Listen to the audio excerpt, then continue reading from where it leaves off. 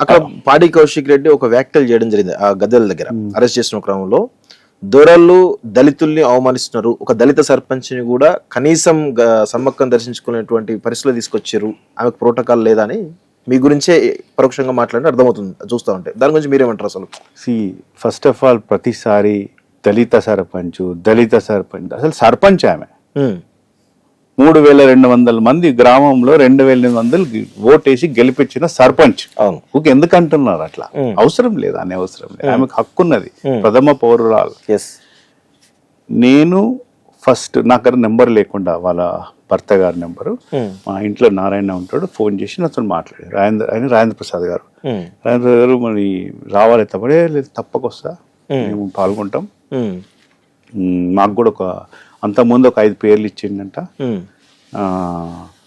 5 పేర్లు కూడా పెట్టాలి అని చెప్పి. మరి నేను ఒకసారి ఇప్పుడు మనం volunteers I was sending it to commissioners అందరికి మీ పేర్లు పెడుతున్నా, అప్రూవల్ అయితే తీసుకోవాలి. అందుకోసం చేసిన అంటే నేను 15 నిమిషాల్లో మీకు చేస్తాను అన్నాడు. చేస్తా అన్నాక రాలే మళ్ళా. మీకు తెలుసు ఎందుకో ఆ ప్రెజర్ ఎక్కడి నుంచి వచ్చిందో. ఓకే, అది అయిపోయిన తర్వాత నేను ఎందుకైనా మంచిది, ఏం మాట్లాడినా ఎందుకైనా మంచిది అని చెప్పి ఎండోమెంట్ ఎగ్జిక్యూటివ్ ఆఫీసర్ తో formal, because is the supervision is from government protocol. నేను పిలవటం ఒకటి, వాళ్ళు కూడా పిలవటం ఒకటి. పిలిపించిన ఎస్ఐ గారితో చెప్పించినాం, ఏసీపీ గారు చెప్పిండ్రు. అంతకంటే అట్లంటే ఇప్పుడు వీణవంక ఒకటే గ్రామం కాదు ఇక్కడ. వీణవంక మినీ మేడారం అంటే 10-15 గ్రామాలు, అక్కడ 10 గ్రామాలు యాక్చువల్లీ, ఎగ్జాక్ట్గా 10 గ్రామాలు. ఏమవుతుందంటే వాళ్ళకు మాకు పెద్ద గ్రామ పంచాయతీ వెనకట్టు ఉన్నది, చిన్నగా పల్లెలు అయిపోయినాయి. బట్ వాళ్ళకి ఇదే అందులో అందరు సర్పంచులు పాల్గొన్నారు.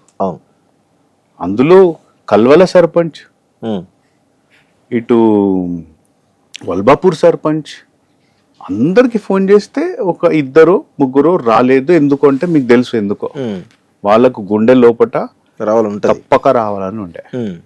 ఎందుకంటే ఇది 50ది వాళ్ళ ఊరి 25 సంవత్సరాల జాతర, ప్రతిసారి పాల్గొంటారు వాళ్ళు. అందులో 2 మాకు దగ్గర కూడా, మా కుటుంబానికి.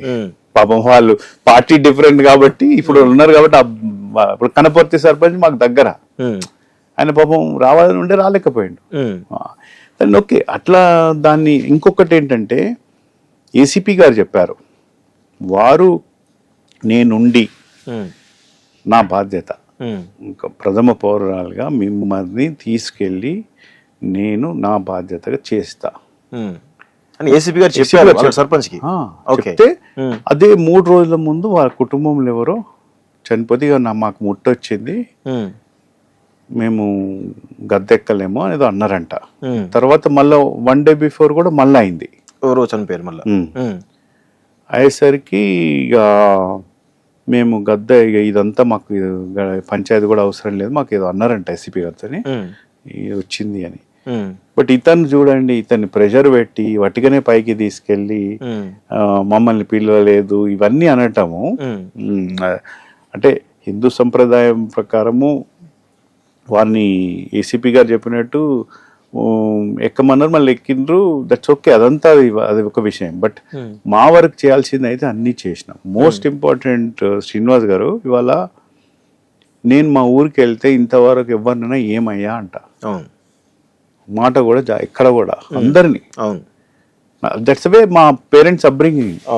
ఓకే, నా క్లాస్మేట్స్ మనం వరంగల్ చదువుకున్న స్టూల్ బెంచ్ లో వేరే లాంగ్వేజ్ అరే అనుకుంటాం, అది వేరే ముచ్చట.